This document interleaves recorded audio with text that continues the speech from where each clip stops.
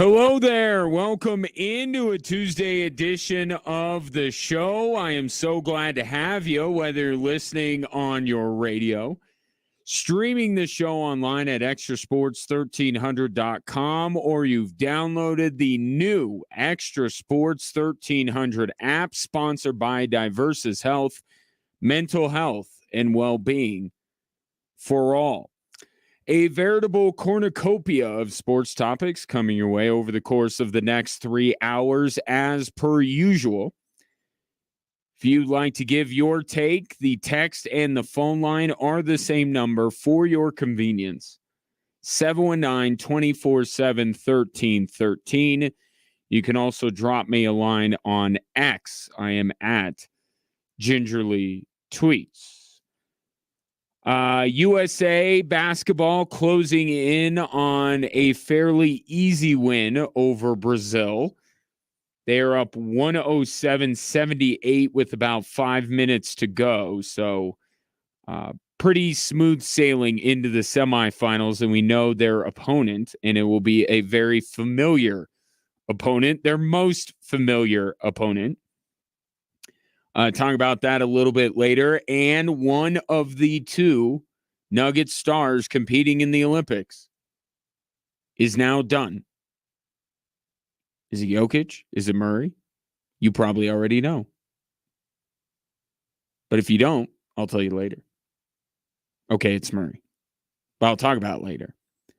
But we start today with the biggest news maybe of the entire calendar year of 2024.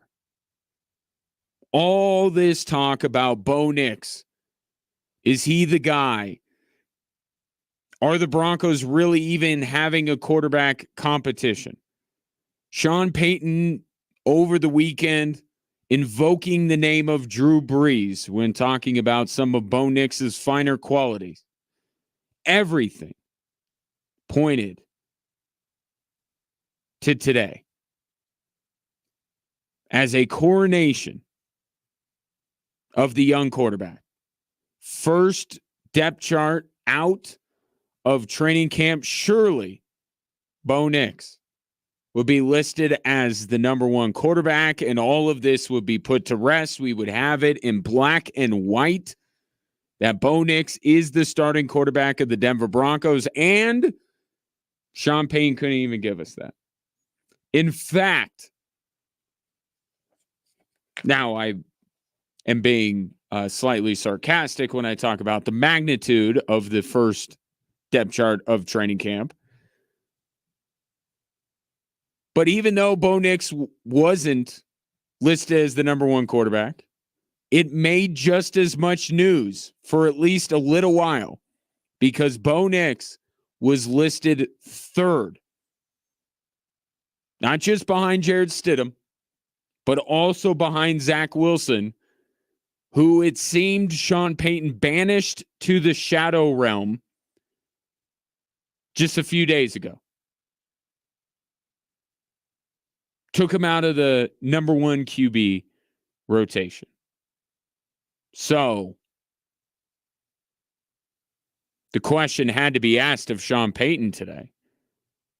Are you into sending messages with the depth chart?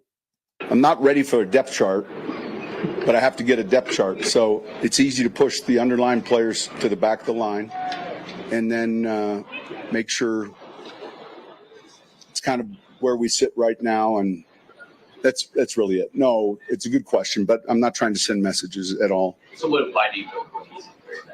Just because it's easy and then I don't have to spend 40 minutes with Patrick. I can spend 5. That got a good chuckle. Of course, he's referring to Patrick Smythe, the head of media relations for the Denver Broncos. So this paper that I hold in my hand, and if you're watching the show on our social media platforms, you will see I'm not pretending. If the sound doesn't tell you, the visual will. I legitimately am holding the Broncos depth chart. And you know what I am doing with it based on the comments of Sean Payton? Throwing it away It means nothing. It's not worth the paper it's printed on. Sean Payton not only looks at it as an annoyance, I guess that's what he looks at it like. It's annoyance. He's not ready. Why doesn't the NFL listen to him? He's not ready for a depth chart. So every rookie, Bo Nix, back of the line. Troy Franklin, back of the line. Jonah Ellis, Chris Adams-Drain, all of them last on the depth chart. But we know this. Every single one of them will not be on the end of the depth chart. Shouldn't be. When Sean Payton talked about this draft class just a few days ago, he likened it to the first draft class he had in New Orleans. Being that important to what the Denver Broncos will be in the future. So it will be quite surprising if the rookies don't move up the depth chart. We know where Bo Nix is going to end up. I will say that the other rookies probably aren't going to be number one on the depth chart. Probably not. Despite the glowing rhetoric from Sean Payton just a few days ago. Broncos' number one running back is Javonte Williams. Probably their number two running back is Jaleel McLaughlin. But Audric Estime is going to be in the mix. And I expect him looking... actually, hang on. I got to get the... Okay, in my zeal and gusto, I need to use this for reference. Audric Estime and Blake Watson, by the way. Should we take something from the fact that Audric Estime is listed above Blake Watson? Both rookies. I expect Estime to move up. And I'm not going to read anything. I'm going to take Sean Payton at his word. Okay, I'm not going to look into the fact that Samaje Perine. I think this has to do with what you've done in the past, what you did last year. So a Jaleel McLaughlin being ranked third, I'm not going to read into it. I'm not going to do it. Other people will. I won't. But I do expect Audric Estime, Javonte Williams, and Jaleel McLaughlin to be the running back trio of the Denver Broncos. I expect Troy Franklin to move up and to be essentially the Broncos 4th wide receiver. As Sean Payton has said, that's an interesting position group. I think it depends on Tim Patrick. Right? He gets top billing on the wide receiver side opposite Cortland Sutton because he's a veteran. But how he looks in the preseason, I think, is obviously going to matter. And Troy Franklin is someone that I think can have an impact in year one, but it's kind of a crowded room. But I do expect Franklin to leap over the Virgils, the Dorsetts, the Brandon Johnsons of the world. And then on the other side, you have Devon Vele, who by many accounts has been better than Troy Franklin in camp. But I got to imagine Bo Nix is going to be looking for Troy Franklin quite a bit, and Sean Payton may be looking to put the two of them on the field a little bit more. But like Chris Abrams-Drain, Jonah Ellis, those guys could end up where they are right now, back of the line. I think the pass rushing room is begging for someone to step up and say, I'm the guy. For the most part, it will be Vance Joseph's ability to bring quality pass rushers in waves. Right? First down, second down, third down. Maybe Baron Browning can't play all 3 downs, but somebody can. Right? That's what this pass rush group is predicated on. There are no Von Millers. There aren't even any Bradley Chubbs at this point in this pass rushing room. But a lot of these guys will see the field. And the premise of the Broncos defense is we're not going to bring any one guy at you that you have to worry about. But all these guys are about the same level. They're all pretty good. And there won't be really much of a drop-off in our pass rush from one down to the next.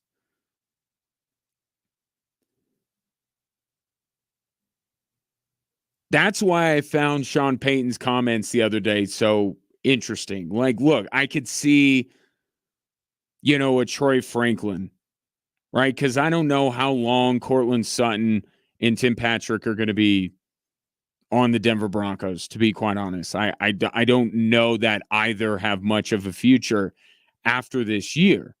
So while maybe Troy Franklin is kind of pushed down a little bit this year, I do expect him to be someone that Sean Payton uses for years to come. Audric Estime is probably, outside of Bo Nix, the guy that I think is immediately in the mix. Whether he's first, second, or third on the depth chart. Troy Franklin, he's got a crowded room to get through. But is Jonah Ellis supposed to be better than Baron Browning? Or Nick Bonito?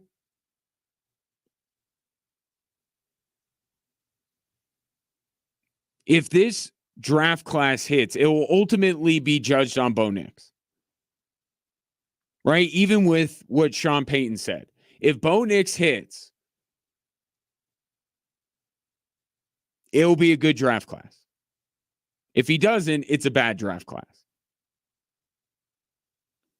But if you really dig into it, I don't know that I see that many guys making an impact on the Denver Broncos for years to come. So of all the things that Sean Payton says that take me aback, even more than the Drew Brees comments, were him talking about this draft class as a whole as being a significant one. Because I just think at some of these other positions, they have guys. They have young guys, affordable, cheap labor at these positions.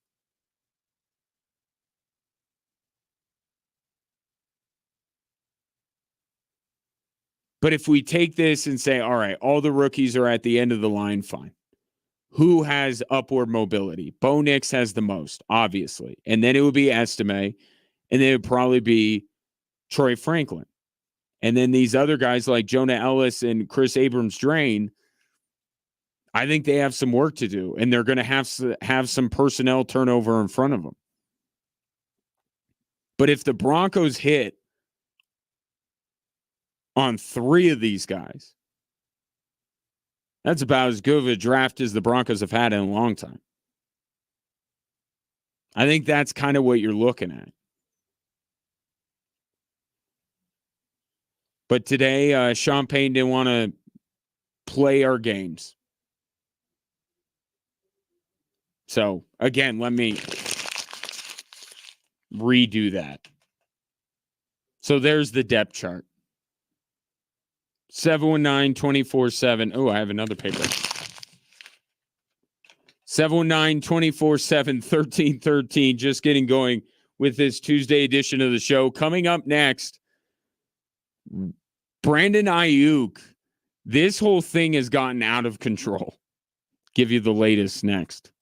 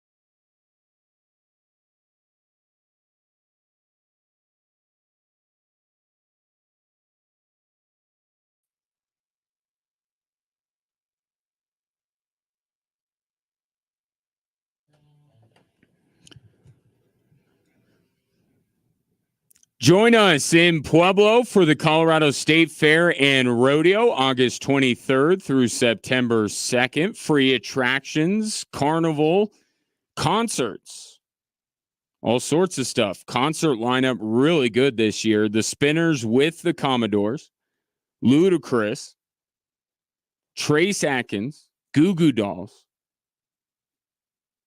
And that's not all.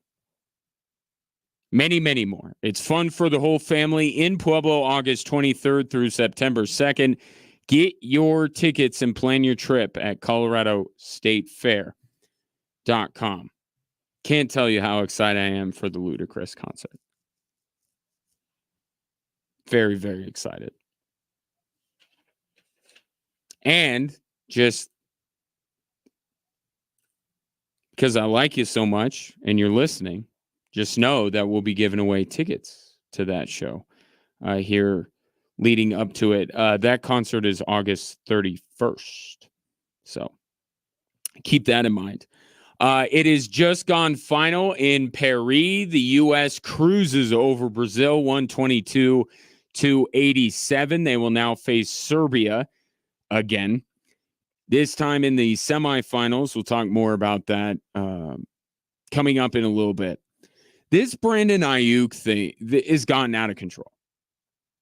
And I don't know who I have to talk to. I think I have to talk to Elon Musk about this, or I have to talk to people who I interact with on a social level, because I do know Steelers fans, and knowing that full well that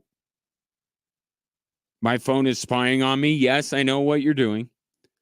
I have so much Steelers content on my timeline. I can't even. So maybe it's giving me like and social media does this, right? It makes you think that something that maybe is not like this huge widespread deal is a huge widespread deal, right? Because you're seeing it and people that you follow are interacting with it. But this Brandon Ayuk thing, it's starting to feel like this is a race to land Jerry Rice in his prime. And I like Brandon Ayuk. I do. I think I've been campaigning for the Broncos to get in on these sweepstakes. But you would think, reading stuff out of Pittsburgh, you would think that he was Jerry Rice in his prime. Lynn Swan reincarnate. That is, Lance Alford, like, he's a nice player, but like, the Steelers, don't they have George Pickens?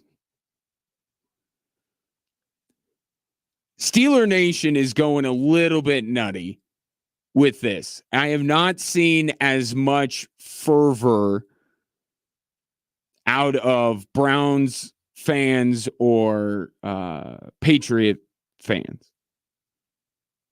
So I'm going to blame social media and maybe blame some overzealous Steelers fans. But it's getting out of control in Pittsburgh, the way they're following this guy. Every move. I see him at the airport. I see him here. I see him there. But Brandon Ayuk is a good player. And this late in the game, with training camp already underway, this is the biggest name on the market. This is the only name on the market. Everybody else, their employment is pretty much settled until final roster cutdowns happen. Nobody, as much as I like Caden Stearns, who the Broncos waived yesterday, Caden Stearns is not the level of player that Brandon Ayuk is. So probably that's fueling this a little bit. But now it's a full-on frenzy. For whatever reason, it's a full-on frenzy. And the Steelers have been thinking they're getting this guy for weeks. And then reports come out and say that it's actually Cleveland and New England who are in on Ayuk. And now this afternoon, more reporting saying it's not just those two teams, and now the Steelers are back in the mix. So the word on the street is that Cleveland, New England have met the 49ers asking price. Whatever that might be. They have met it. The 49ers have given Ayuk their blessing to talk to them and to see, because no one's going to trade for this guy for 1 year. So Cleveland, New England, if Brandon Ayuk wants to sign long-term in one of those two places, they're going to get him, Pittsburgh was apparently out because the 49ers were asking too much. Some people think that that's a way to jack up the price or lower the price, I should say. It's the Steelers' tactic to kind of answer back to the 49ers. We're not matching that. Trying to get them to lower their price here. Washington out because they didn't want to meet the 49ers asking price. And I understand why the Niners are asking for a lot, whatever it might be. Right? There's a Super Bowl or bust all in last dance type vibe with this 49ers team. It's like this is the bachelor party before they got to walk to the altar. And they're walking to the altar with Brock Purdy.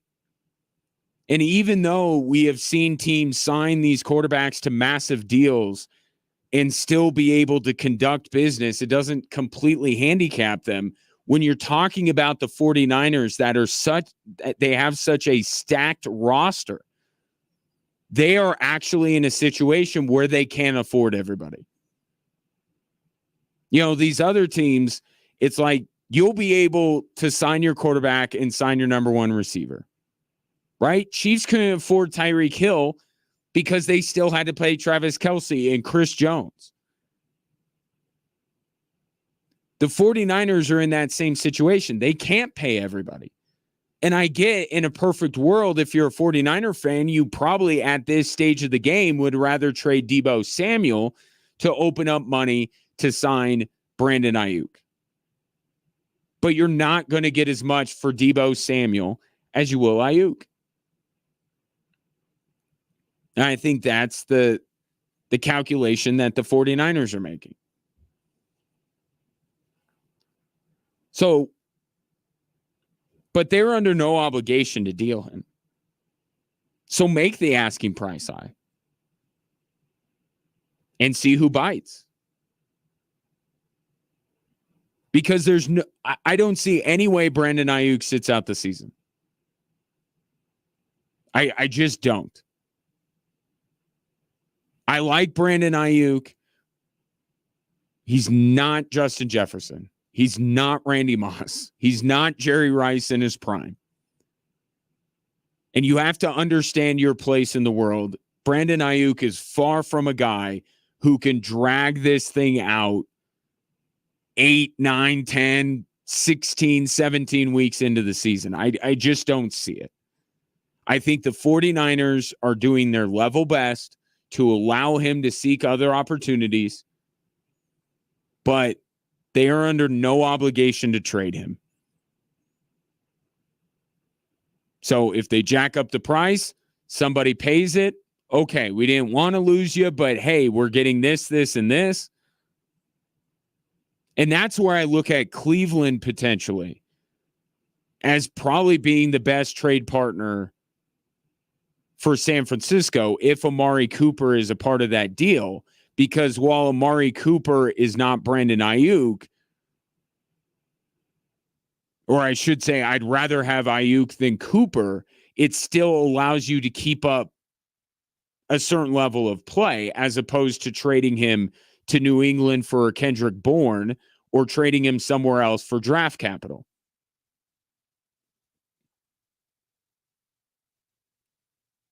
And if I'm Brandon Ayuk, Cleveland intrigues me. I don't know how he feels about the city,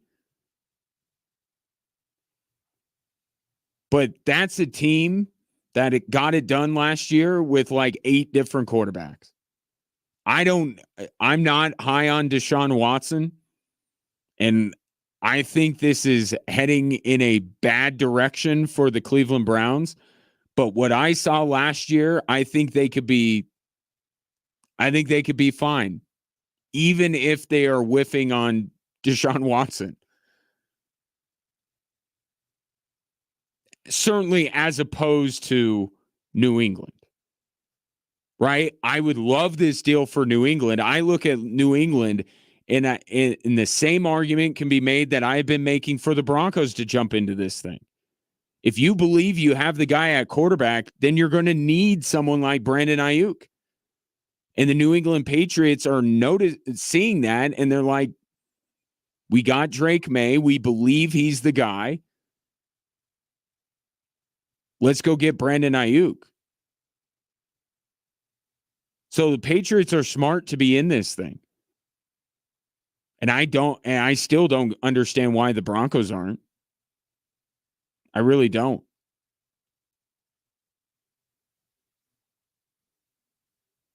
And even if they wanted to throw in like a Cortland Sutton, they could have a more enticing deal on the table than New England could.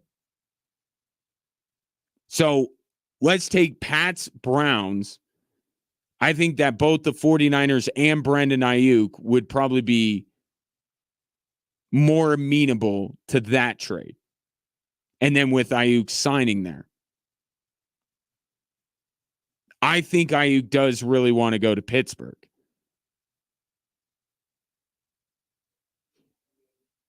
But is Pittsburgh ultimately going to bend and give the 49ers what they want? Because I just said they have George Pickens.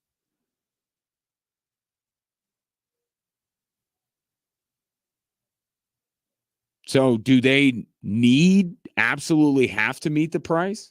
I don't know that they do. But of Patriots, Cleveland, I think Cleveland makes the most sense for both the 49ers in terms of what they would get back, and Ayuk if he's wanting to go to a place where he at least can see having some success.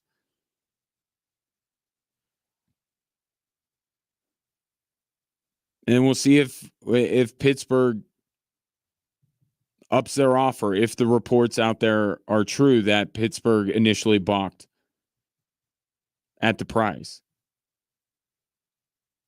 But again, even more so now, I see an opportunity for Denver. Jump in there.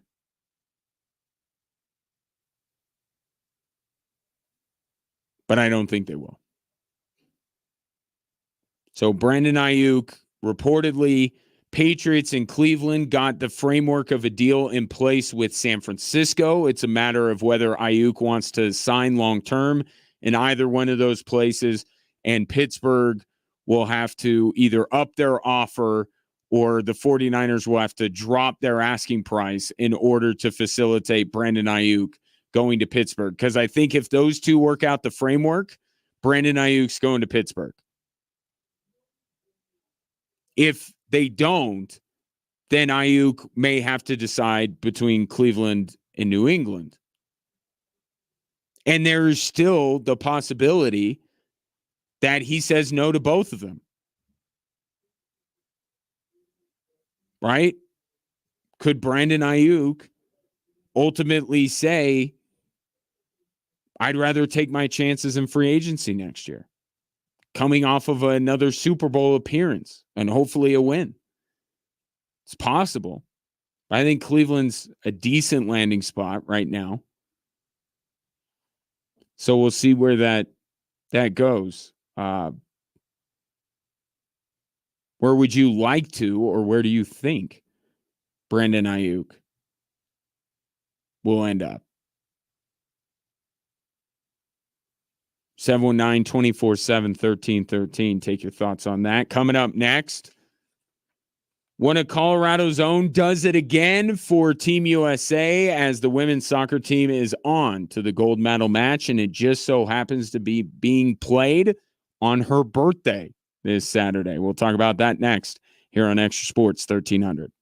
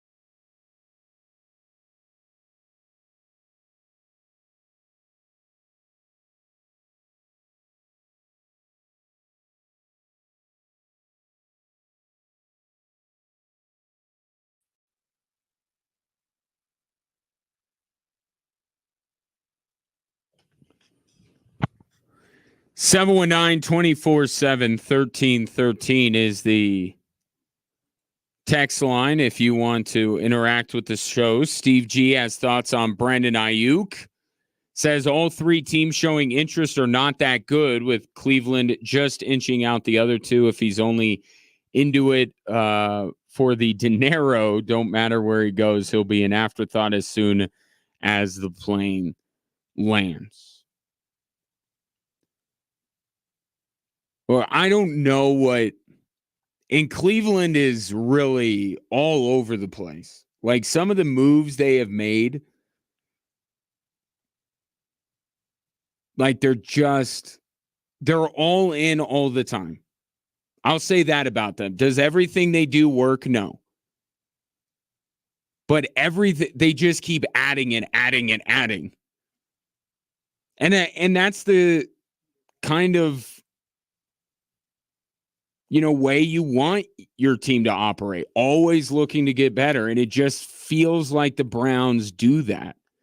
Even if it doesn't work out, at least they're trying to do it.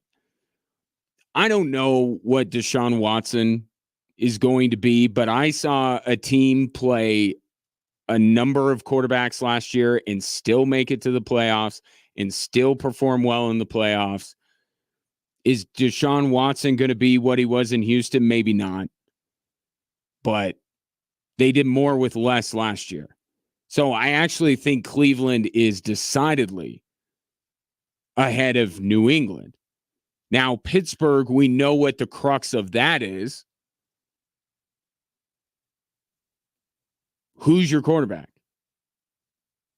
And everything in Pittsburgh is still saying they like Justin Fields. The players like Justin Fields. Justin Fields pops in practice. So we'll see where that goes.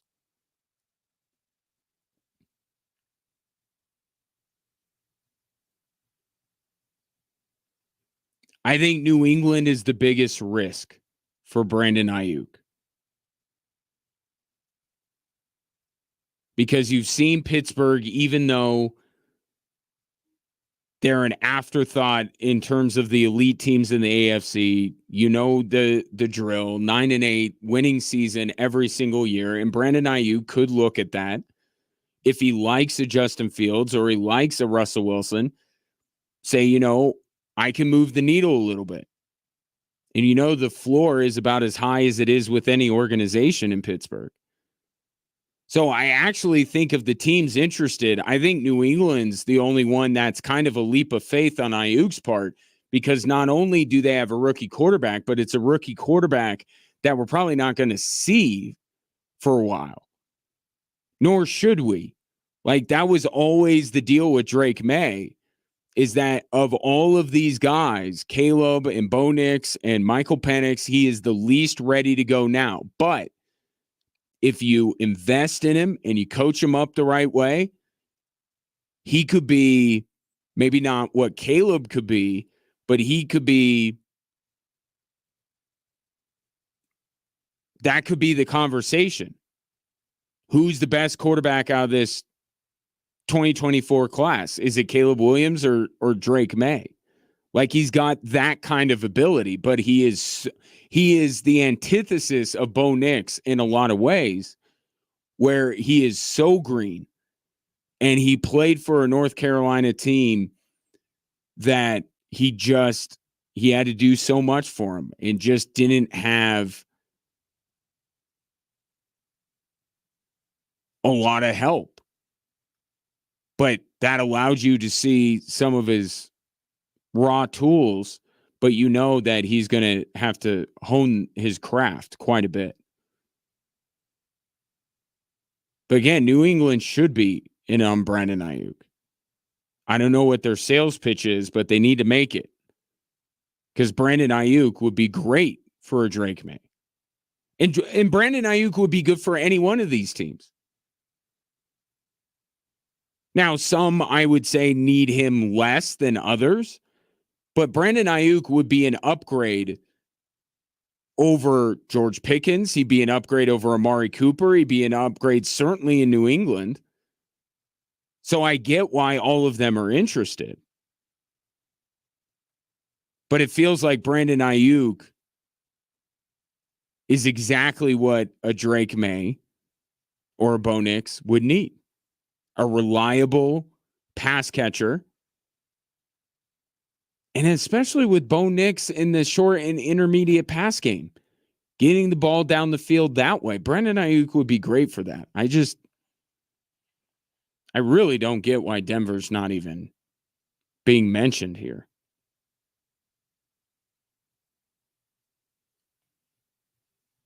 But I look, none of these places are San Francisco, right? And that's why I say Brandon Ayuk could look at it, and this might be the 49ers calculation. He may look at it and go, yeah, none of these places really feel like where I want to be long term. Maybe I will go back to the 49ers, put everything into this season, and then have my pick. But then if I'm Ayuk, I need some assurances from John Lynch that he's not going to slap the franchise tag on me. So Brandon Ayuk's got some things to think about for sure. We'll get back into that topic a little bit later. So Sophia Smith did it again, and the U.S. did it again. If you remember their quarterfinal match, it took them into extra time, and Trinity Rodman was the hero. And today it was Sophia Smith who scored in the 5th minute of extra time, and that goal would hold up as the U.S. beat Germany again, but this time to move to the gold medal match. And of course, it was any Colorado sports fan's dream. It was Mallory Swanson with a great through ball, hit Sophia Smith in stride, and she did the rest. Her 3rd goal of the Olympics, her first Olympics, by the way, her first major international competition. She has 3 goals, including what proved to be a match winner today.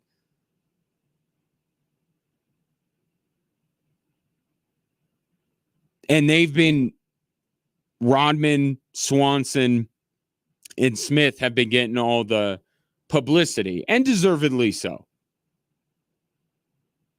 But there was another young player for Team USA that stood out, Naomi Girma, who is a defender. Yeah, not a position that gets a lot of love. Emma Hayes, her head coach, called her the best defender she's ever seen.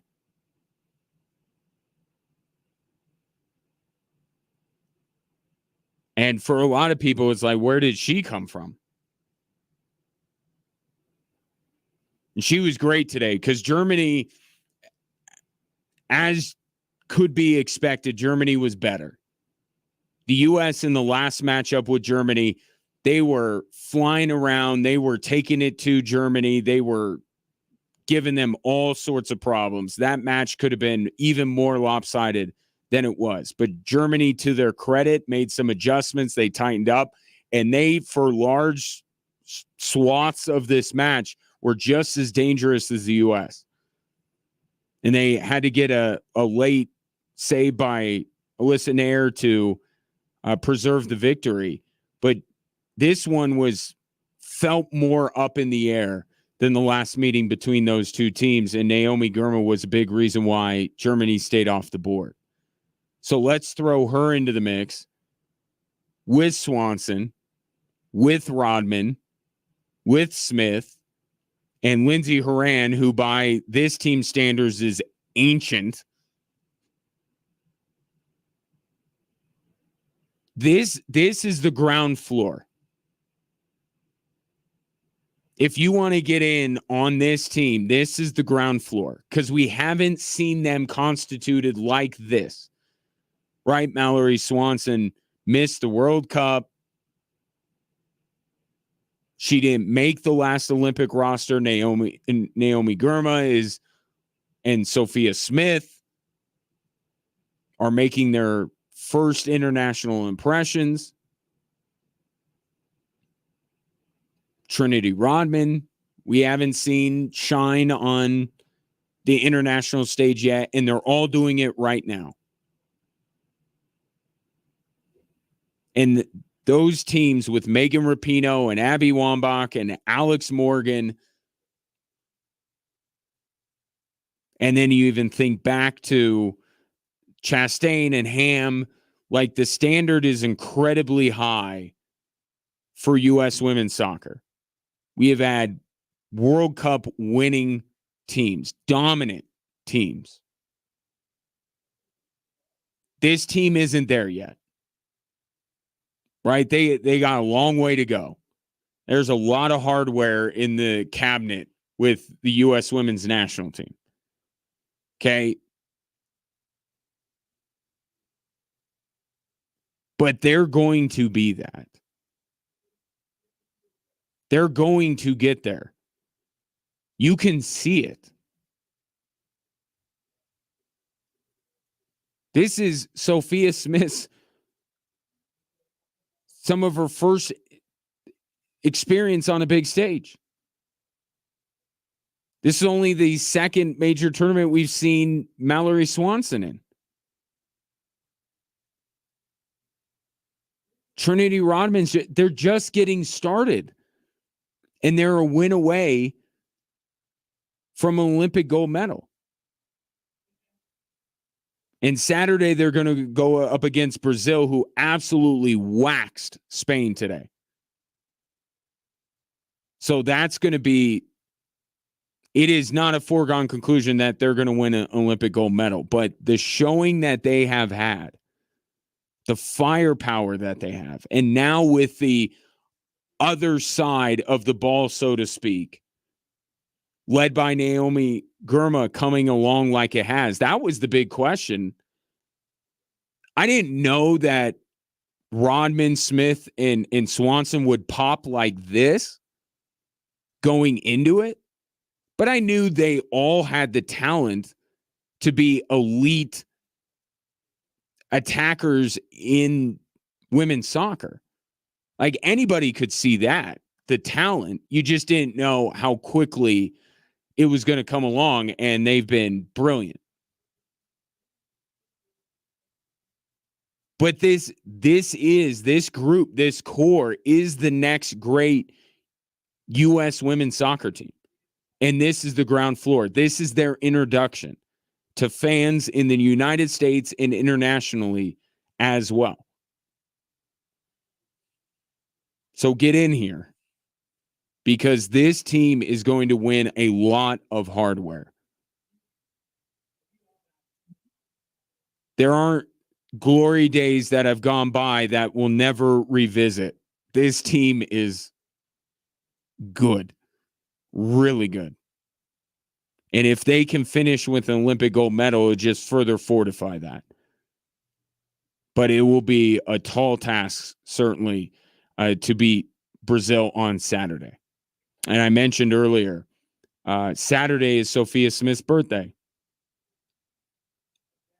And you know, I'm not advocating that you bet on a Sophia Smith anytime goal. I'm just saying we've seen people on their birthday, right, do some things. But it's they've been awesome to watch. And all these questions. And you have to give credit as well to Emma Hayes. Right? All the stuff that came out of the World Cup. You knew that it was coaching was a huge, huge part of it. It was. But there is still that slight chance that maybe this team isn't as good as we think. Right? Those kind of questions came out of the World Cup. And in the appetite from U.S. soccer fans was just, and I remember saying it after the World Cup, like, let's just remove the variable of a coach that just, it's not working, and see what that does. And I think Emma Hayes has done that and then some. She's made the right decisions when it comes to personnel. And I know there's a question about the depth of this team. It has yet to bite them. They've gone just fine. And that's also part of, you give Sophia Smith credit, because she scores the one goal. She could have had 3 in extra time alone.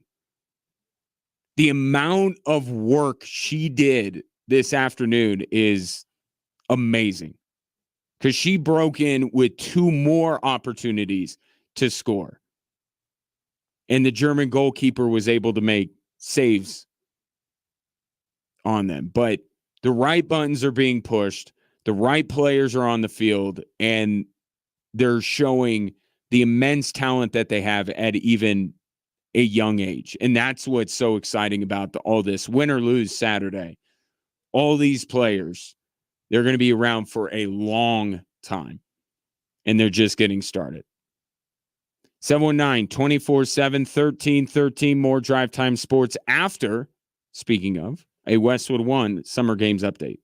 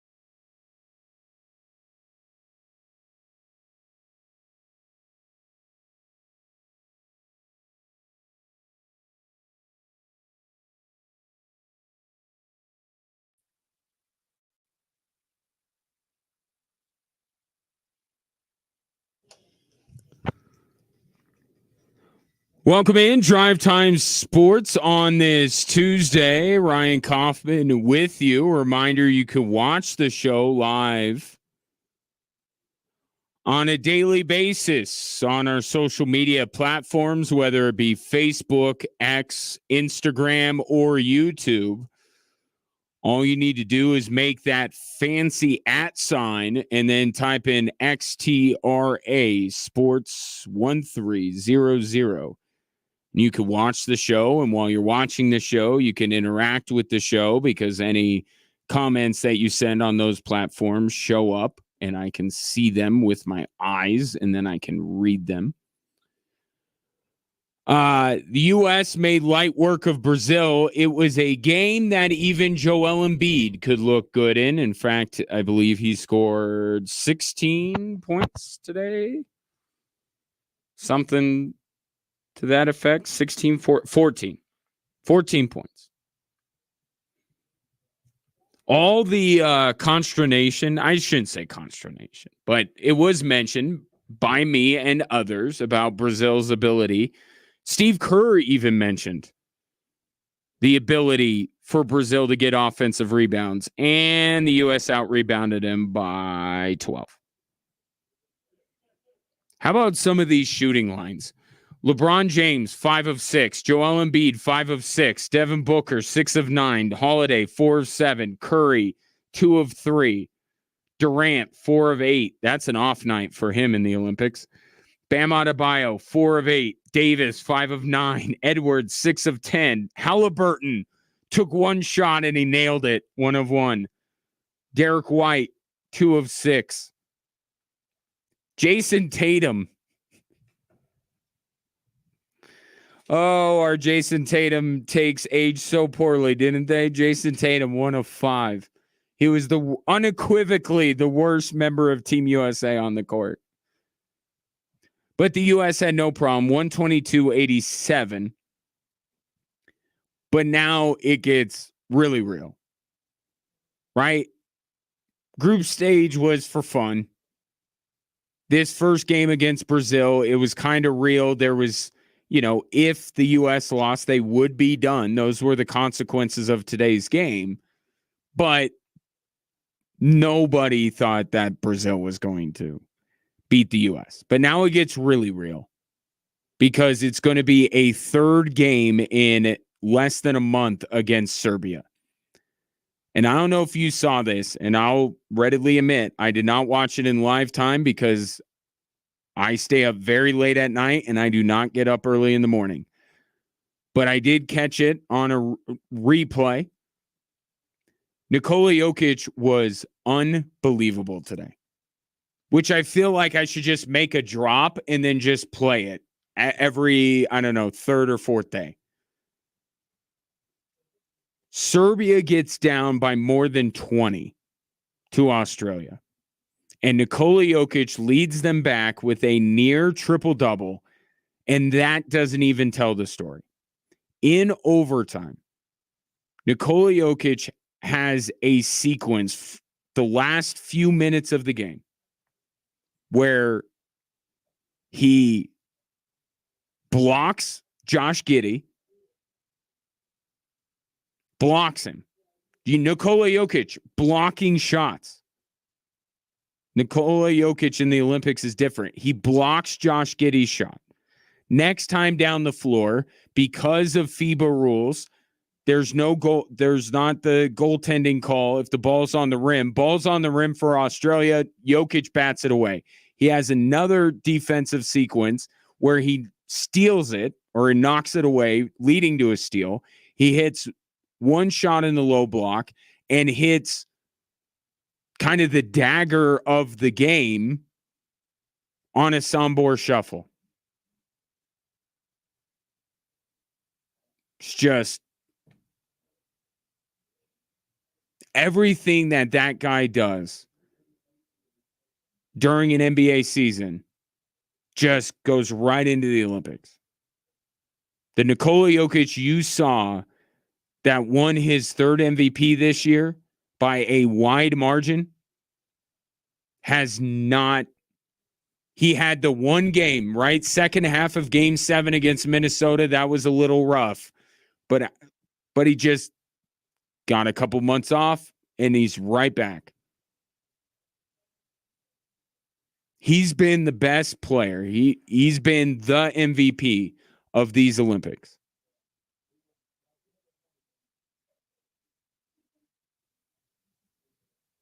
And the way he's playing, like he willed Serbia today to come back in that game.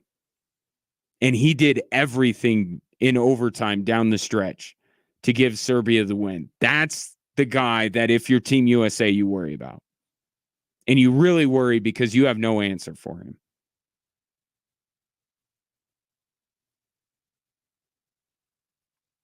You're going to throw Joel Embiid on that guy?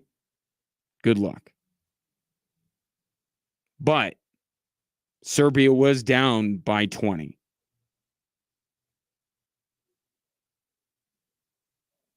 So if the U.S. can jump on them, which they won't because they'll start Joel Embiid,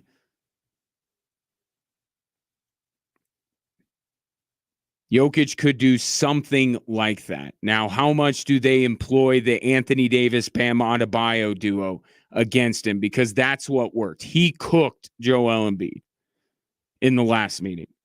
The only time they slowed him down was when they threw Bam and AD at him. And even then, he was still able to find shooters that just could not knock down shots. And that's the key. If the U.S. is going to double Jokic with Bam and AD, then these Serbian shooters have got to knock down their shots. But right now, Nikola Jokic has this like Manu Ginobili on Argentina vibe going. Where, yeah, it's kind of me and not a lot else, but I'm going to will my team through this tournament. And that's the matchup we wanted to see. We wanted to see it again, Serbia against the U.S. as opposed to U.S. versus Australia, and we will get that. Now, on the other side of the bracket, France doing something that the U.S. should seriously consider, taking their center out of the lineup. They took Rudy Gobert out of the starting 5, played him limited minutes. Rudy Gobert said he had surgery on his finger. He's lucky to play at all. The coach was like matchups, so I don't know who to believe. Kind of feels like maybe I should lean towards the guy who is making the lineup decisions on why Rudy Gobert didn't play. But it worked. Because I had watched France, and it just, something was missing. I thought they would impress with that front line of Gobert and Wembanyama. And they just hadn't. And I couldn't really put my finger on why that was happening. And maybe it's because I need to be more of a Rudy Gobert hater, but Rudy Gobert gets taken out of the lineup, and now France, everything opens up. And Wemby and Gobert didn't even Batum, their NBA guys didn't even play that well. And France still got past Canada. That's full of NBA guys. So maybe that was the key. Just simply taking Rudy Gobert out of the lineup opened everything up for France because they looked as good as better than I had seen them. And it wasn't even the guys that I expected to lead the way that were the best players for France. But of course, the other side of that game is that Canada is now disappointingly eliminated. I mean, and France is the host nation, and they were always going to be a tough out. But you think of the expectations for Canada, like this was their moment. They thought they would challenge the U.S. for a gold medal, and now they're not even playing to get into the medal round.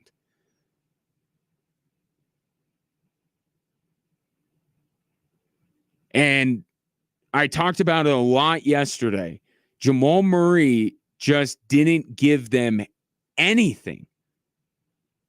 He just gave them nothing.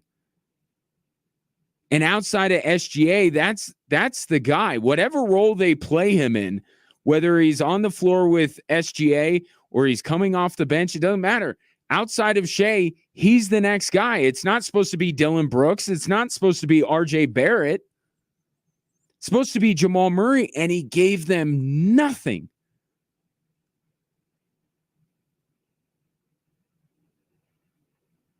And the fallout from this is going to be huge in Canada because I'm telling you, I heard a lot of stuff coming out of Canada.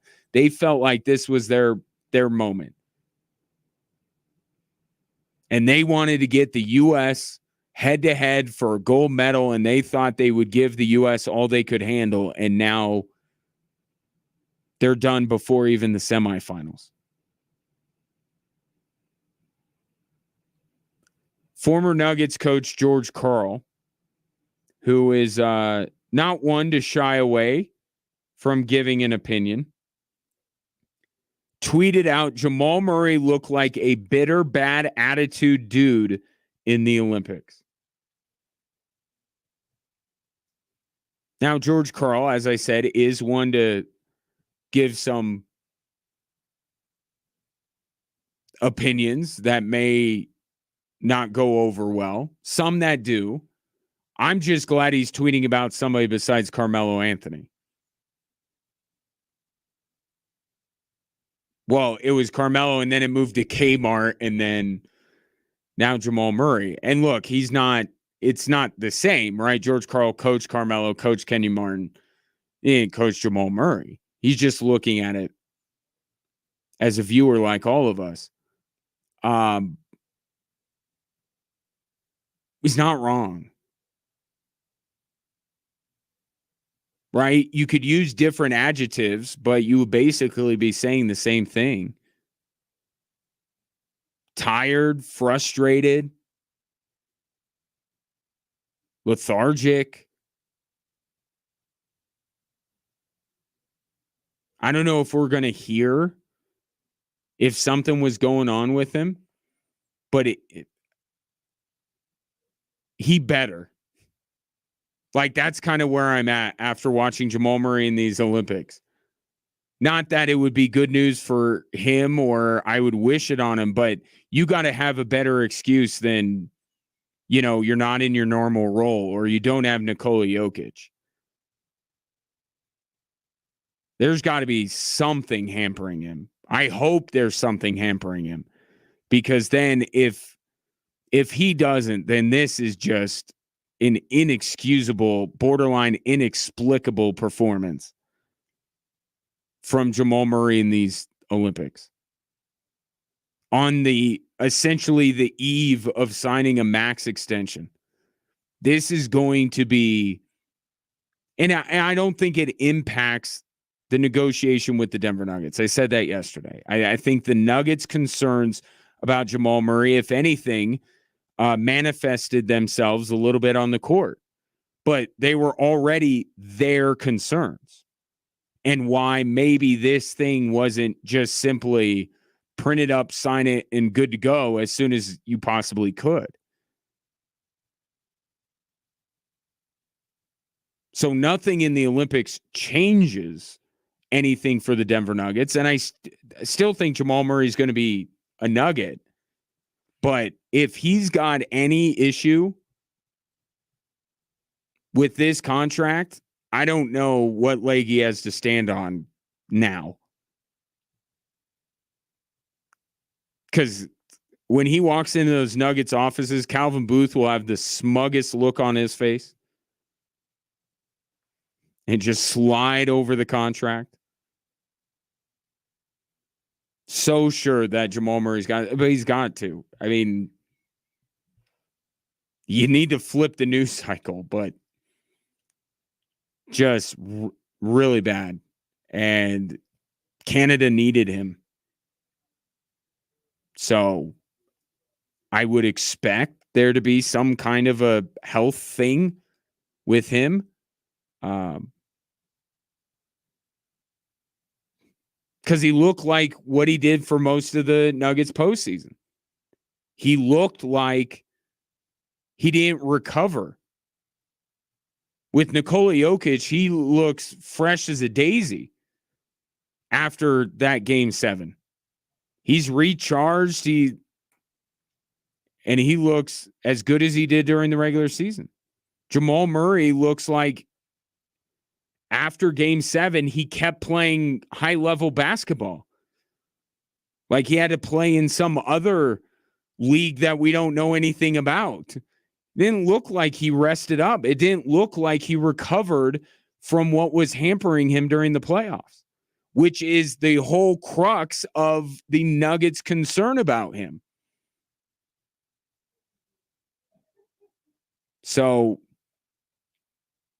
we'll see now. I mean, we could turn the page. I guess I would expect in the next week or so for Jamal Murray to sign on the dotted line. I don't know where he's going once he arrives back in North America, but shouldn't be much of a fight with the contract now. And if nothing else, if Jamal Murray balled out in these Olympics, at least he'd have this air about him of, I'm not signing, right? Like the mentality, like you're coming off a heater and you're like, I'm not going to sign that deal. I want the full. You can't have that kind of hubris now. This should be a pretty easy negotiation here to get this done. And then, as I said yesterday, you just hope that this further gets it in Jamal Murray's head that when he's right, he is spectacular. And he and Jokic can win another title together. And if he doesn't, then it's going to be like the Olympics, and it's going to be like this postseason. And the thing about the Olympics, he didn't have enough time to have those moments like he did with the Lakers. They never happened. And today would have been the day. Right? Whatever's bothering him, for him to put that aside and go out there and be spectacular like he was to close out the Los Angeles Lakers. And it didn't happen. That guy never showed up. 719-247-1313. Check on the Germany score, but the U.S. will play Serbia. France will play, I would think, Germany. I'll double check that and make sure that they are indeed advancing. Although that game might. Yeah, that game. Anyway. It will be U.S. and Serbia. We won't get too far ahead of ourselves and worry about what's happening in the potential gold medal game. Jokic, Embiid. We're going to get, think about this. We're going to get more matchups between Joel Embiid and Nikola Jokic in a month span than we have seen in 3 seasons of NBA basketball.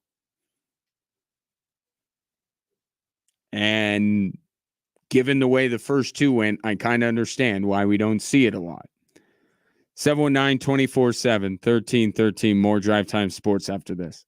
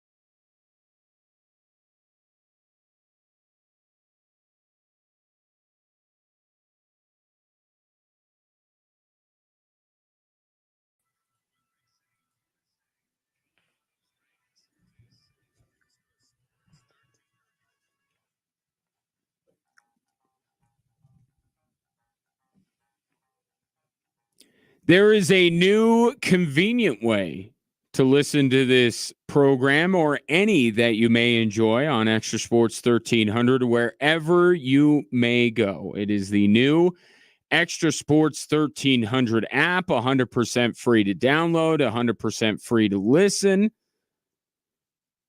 Get it today. The new Extra Sports 1300 app, sponsored by Diversus Health, mental health and well-being for all. Today has a Friday feel to it for some reason. Oh, I think it's because this is the last show of the week for me. I'll be out the rest of the week, but then back on Monday to talk about the Broncos' first preseason game, which is Sunday against the Indianapolis Colts. Sean Payton not quite turning the page to Indy just yet, but did give an idea of what he wants to see when that game does come around. The focus obviously will be more internally driven. You know, we'll get on at some point this week. Friday, we'll turn the page to Indianapolis. So we're still in this training camp. You know, we're not working on the Colts right now. We're working just on us. And later in the week, we'll flip the script. But ultimately, you want to see clean execution. You want to see the fundamentals we've been coaching and then carry it over to the field. And specifically from Bo Nix. Right?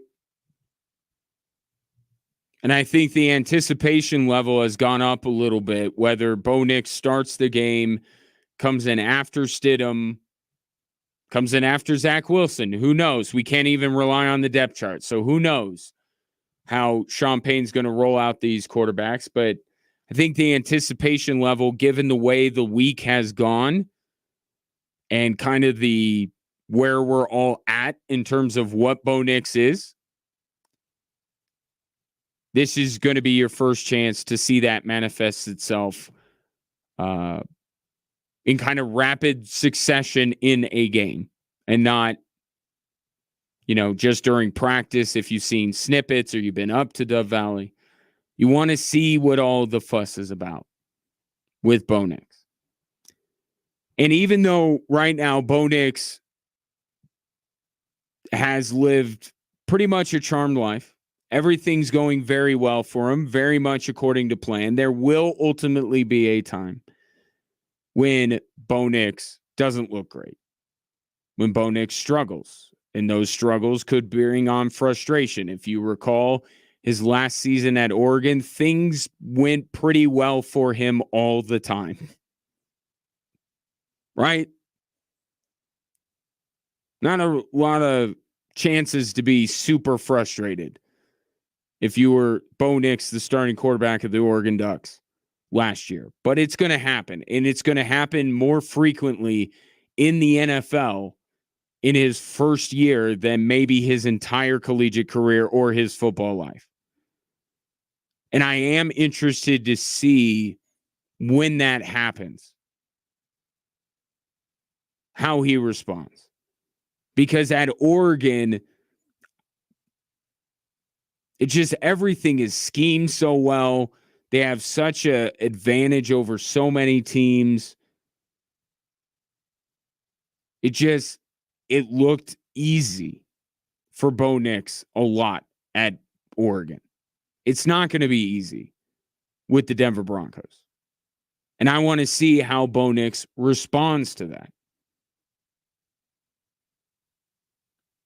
And Sean Payton knows how he would like all his young players, not just Nix, how he would like them to respond to any frustration they may have on the field. It depends on how he's showing frustration. I think that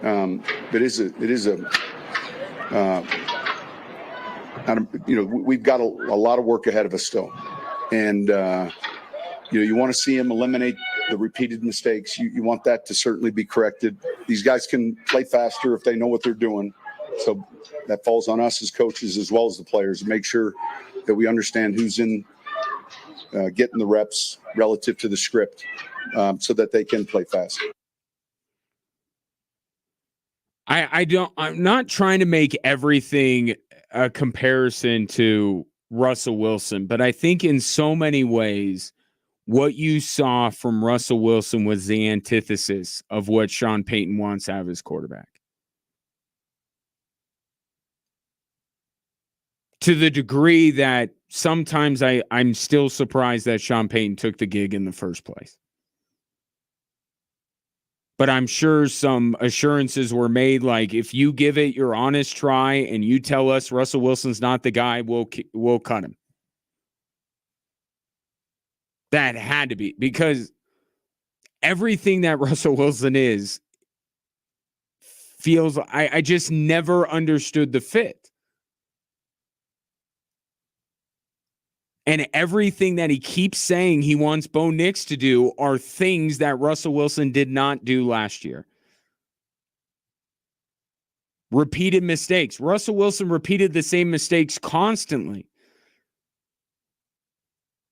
Get rid of the football fast. Don't take sacks. Like, it's hard to not hear Sean Payton say these things and immediately picture this year's version of Russell Wilson. And thinking how crazy Sean Payton must have been driven by that guy. I mean, we know ultimately he was, but just to what degree? Because he keeps harping on repeated mistakes, not taking sacks, playing fast, all this stuff that Russell Wilson just did not do.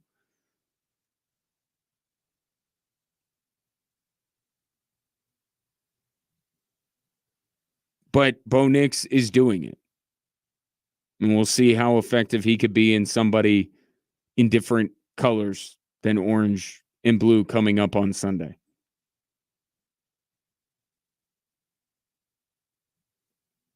And if you need further evidence of Bo Nix being the guy, like wink, wink, whatever, like low key being the guy, like when you hear Broncos players talk about him, because you've been around, I've been around. In years past, there was such a effort for players to, if they were asked a direct question about one guy, whether it's Drew Lock, dating back to Paxton Lynch, whatever, Teddy Bridgewater, doesn't matter. When they were asked a direct question about somebody, they'd steer it in the direction of everybody. Well, he's great, but you know who's also great? All the other quarterbacks. I love all of them. Right? And that's why these quarterback competitions, that's one of the drawbacks. Like the gymnastics that your team has to do to make sure that they're equally showing the love, or they're not tipping the team's hand in terms of who will be the starter. When you listen to Lucas Kroll talk about Bo Nix, he was asked what kind of a ball Bo Nix throws. Didn't steer it towards Zach Wilson, didn't steer it towards Jared Stidham. He answered the question. It was about Bo Nix. It gave an answer about Bo Nix, and I think it tells you that the team knows it. The team knows this is going to be their guy. And they say glowing things like this. Electric, I think he's the kind of guy, man, when he lets it go, it's just, there's always something with it. And it's going to be a ball that gives anyone an opportunity to make a play. So, every time those guys are back there, whether it's him, Stiddy, Zach, all these guys, man, they're doing a great job of giving us every chance to go and attack a ball and make a play. And man, our receivers are doing an unbelievable job. Backs out of the backfield, everyone's, doing the role to be able to make plays for these quarterbacks. Okay, so he did steer it a little bit back to him.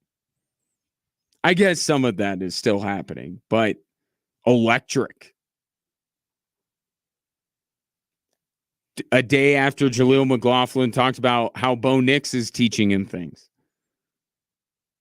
So even though they still want to, steer it back,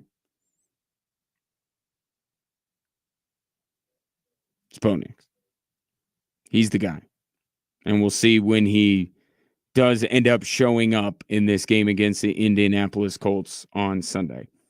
719-247-1313. Coming up next, one of the bigger flexes that I can recall from somebody, and it's related to naming rights of something. That's next here on Extra Sports 1300.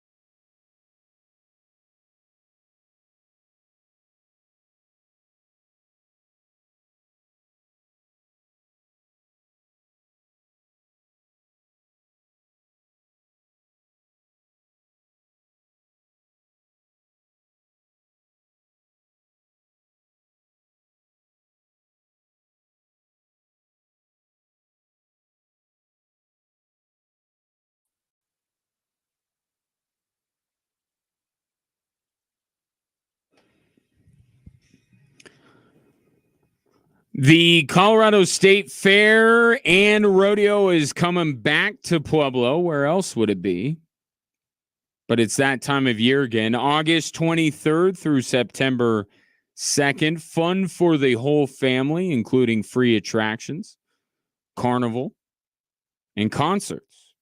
Like the Spinners and the Commodores together. Ludacris, Throw Them Bows, Trace Atkins and the Goo Goo Dolls, and more. Plan your trip today at coloradostatefair.com. You know, growing up, my family owned Rocky season tickets. And we got rid of them long time ago, like even before they were good. But we were there for, the Blake Street Bomber days, and they were great. Like, I know where the Rockies stand right now, and gosh, that would be just the worst freaking investment that you can make, honestly. But loved going there. Well, one of the things that we were able to do, they made this new area with these bricks, and a lot of different entities do this. When I took the boys to Disneyland, I noticed you could do that at Disney. Like, it's a very popular way of raising money. And in fact, my family did this too at my old high school. It was you buy a brick and you get your family's name on it. And then when you go, you're like, hey, that's our brick. And it's cool. We always enjoy after the game going down to that area where they had all the bricks, trying to find our brick. We never remember where it was, but eventually we'd find it. It's like, that's us. Now imagine that feeling, and maybe you've experienced that feeling. Kind of cool, right? Imagine that feeling just driving by a stadium. It's not your business up there. It's you. Right? It's not, State Farm Stadium. It's Bill Johnson. Registered State Farm Agent Stadium. Like, can you imagine the flex of being able to drive by an entire stadium and have your name on it? And you're not even, a historical figure, right? Because there are stadiums that are named after, founders of teams or schools or things like that. No, you just bought it and put your name on it. That's what Pitbull did for the FIU, Florida International, located in, of course, you guessed it, Miami. He put his name on the stadium, not whatever wares he's plugging these days. I don't even know what Pitbull endorses. It's just him. It's going to be called Pitbull Stadium. And I can't wait to find out what the game day experience is. Virginia Tech comes out to Enter Sandman. Are they going to come out to some Pitbull song? Does he do the shot song? I am so woefully unprepared to talk at length about Pitbull. I don't know his catalog. Does he do the shot song with Lil Jon? Is he on that one? I don't know. Pick your favorite Pitbull song. There's so many great ones. So many to choose from. But is FIU going to come out? Are they only allowed to play Pitbull's music in the FIU stadium? Who would be Pitbull's competitor?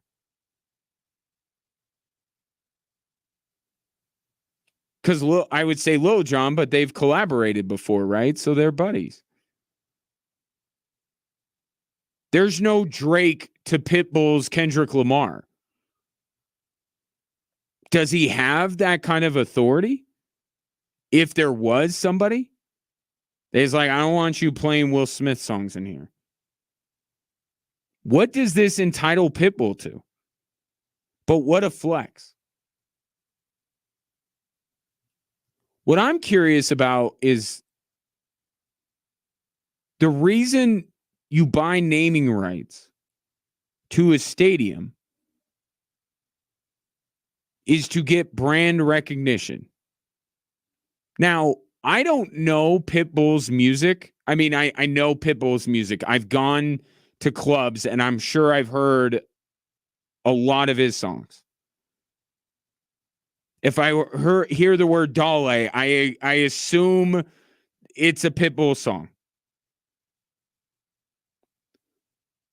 I'm sure I have heard many of his songs.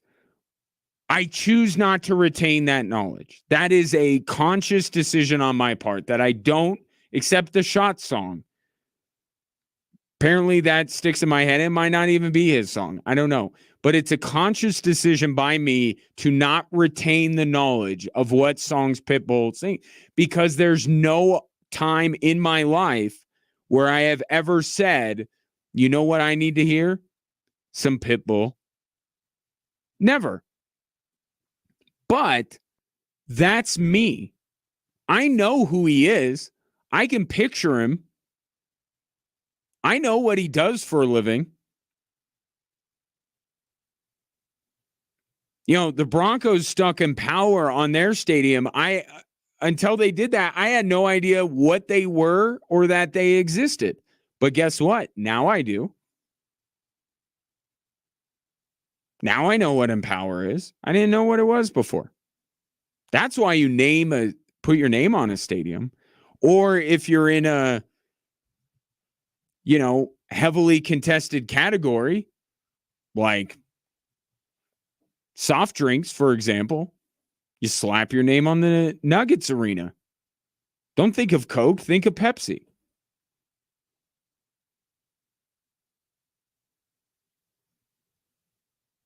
I knew what ball was,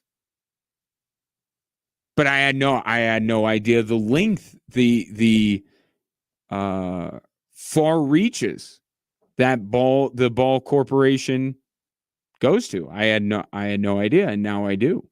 But I knew what they were when they bought the naming rights to what was formerly called Pepsi Center. But that's normally the reason why you buy naming rights, right? Brand recognition. Let people know in a big way about who you are. And I'm just wondering if this can be anything more than a vanity play for Pitbull. And if it's just a vanity play, that's fine. It's all good. Like, naming rights to a stadium. How many other musical artists have that? There's no Beyonce Field. Taylor Swift doesn't even have naming rights on any stadiums.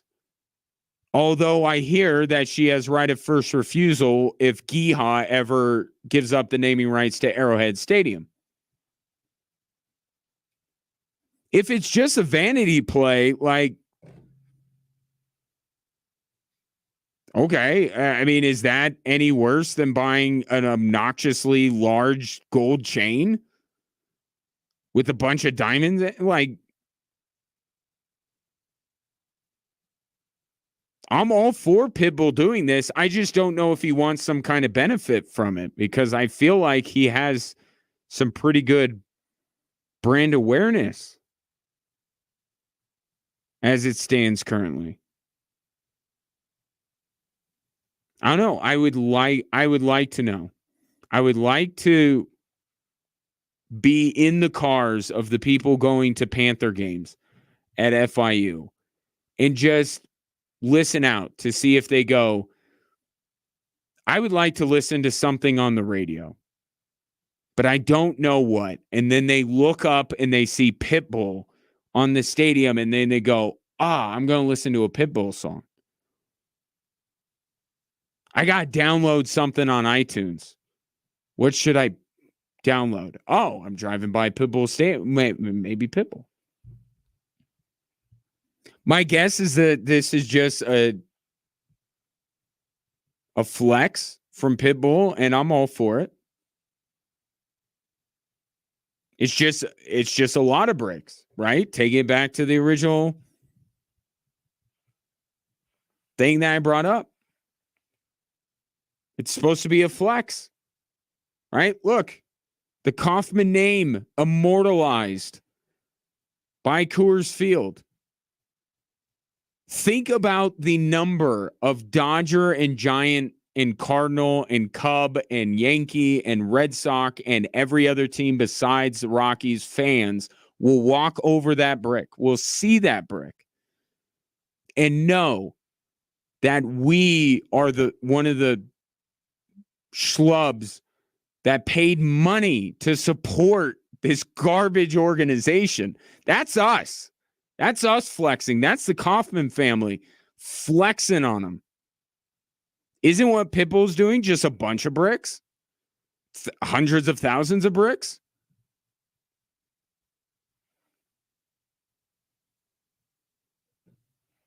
But this obviously begs the question, who's going to be the next one?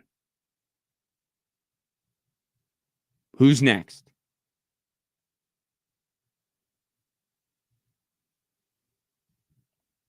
Folsom Field at One Republic Stadium. Like I went Colorado brand. I probably should say Folsom Field at Lil Wayne Stadium.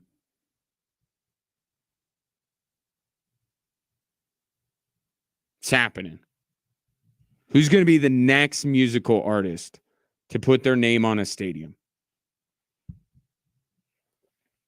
Good for Pitbull.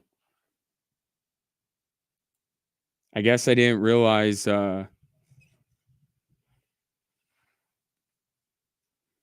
he did that well.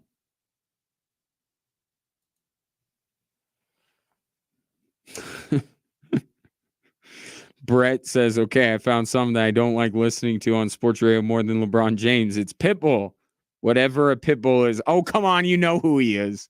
Don't do this, Brett. I know you like to be cheeky. You know exactly who Pitbull is. You're no bigger of a fan of him than I am. Not a fan, but you know who he is. Stop. Just stop. This is a safe space. You can admit you know who Pitbull is. I like your other text. It's thought-provoking, so I want to read it right now. If you took the best players from the Colorado Rockies and the Chicago White Sox, could you field a 500 team? I think that's a pretty simple answer, and the answer is no. No. Because those two teams combined have one pitcher, Garrett Crochet, and didn't the White Sox threaten to move him to the bullpen? Did they do that? It's the same premise as is going on with just the Rockies. Right? People are like, wow, look at Nolan Jones. Look at it's like, great. They could have 9 good position players. They have 0 pitching. They're going nowhere until they figure out pitching. At least get one like Pedro Estacio type. You know, this dude that you can just throw out there for 7 innings and he doesn't care how many runs he gives up. Chicago White Sox, where are they at? 22, 23? 22, because the record's 23, right? Straight losses, like that's hard to do. We look at the Rockies and say, how can it be worse? And the White Sox raise their hand and go over here. I thought about getting in on it and deciding whether I want to pick them to win, bet on them to win tonight or lose tonight. Do I want to ride the wave or do I want to bet on them that at some point they're going to win a baseball game? But then I'm not going to do it because I got on the bandwagon when it comes to Nick Castellanos hitting home runs on days where unfortunate events happen. And with the stock market yesterday, Nick Castellanos became the most bet player to hit a home run last night, and he didn't. So I'm going to stay away from the White Sox. They're so bad. They haven't, and I'm telling you what happened. It was the Jose Ramirez, Tim Anderson fight. Tim Anderson has not been the same. I don't think Tim Anderson is on a major league roster right now. And the White Sox have completely imploded. It was that fight. That was the moment that changed everything. They are so bad. But no, put Rockies and White Sox together on a team. I used to do that as a kid. Like I combined the New York teams, the LA teams, the Chicago teams, and put together. I was a nerd. Leave me alone. Who I have? I think I had the Rockies with like the Mariners or something like that. Anyway, if you combined the Rockies and the White Sox together, they would be last place in any division in Major League Baseball. Hell, throw the Marlins in there. Let's take the Marlins. Let's forget promotion and relegation. The new rule in Major League Baseball should be if you are the three or four worst teams in the league, they just combine their rosters for like the next 3 years. Just so we could see it. I throw in the White Sox, the Rockies, and the Marlins. Take all of their rosters, combine them, the best of the best, and they probably finish last in any division in Major League Baseball. Great question, Brett. And admit it, you know who Pitbull is. 719-247-1313. Coming up next, we'll hit the three stories that are driving the show. Dale.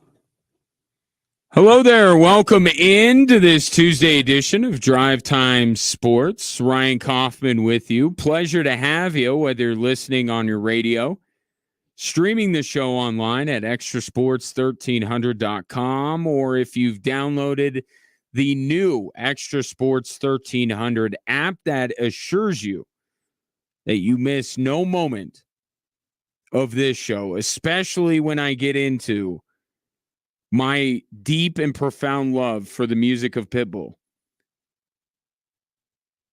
The new Extra Sports 1300 app, sponsored by Diverses Health, mental health and well-being for all. If you weren't listening to the last segment, I do not. I like, you would think it would just be something I could say that and gets a little chuckle and then move on. I need you to know that I don't like his music.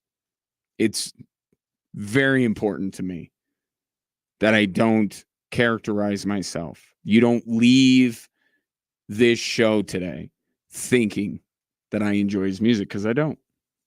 But we're talking about him because he put his name on a stadium, FIU. That was not one of the biggest stories today. So it will not be what's driving the show, but I will tell you right now what was.